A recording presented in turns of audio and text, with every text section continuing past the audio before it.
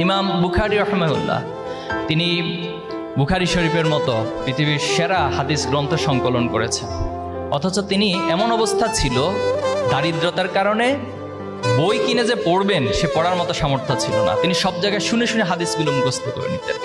আজকে তিনি ইসলামী শরিয়ার ক্ষেত্রে, হাদিস শাস্ত্রের ক্ষেত্রে কত বড় ভূমিকা রেখেছিলেন শুধুমাত্র ওনার আপ্রাণ প্রচেষ্টার কারণে।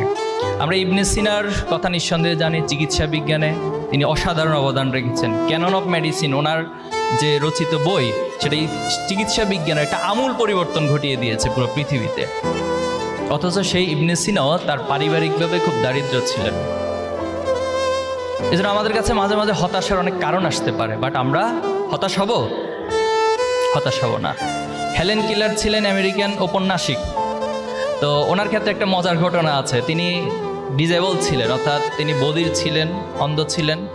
তো একটা সময় সাংবাদিকরা ওনাকে কোশ্চেন করলেন যে সৃষ্টিকর্তা আপনাকে এভাবে ডিজেবল করেছে, শারীরিকভাবে প্রতিবন্ধী করেছে, আপনাকে সৃষ্টিকর্তার প্রতি রাগ হয় না, একটু ক্ষোভ জন্ম নেয় না? তখন তিনি উত্তর দিয়েছিলেন যে সৃষ্টিকর্তা আসলে আমাকে এত অসাধারণ জিনিসগুলো দিয়েছেন, সেটাকে প্রতিভাগুলোকে কাজে লাগাতে গিয়ে কোনটা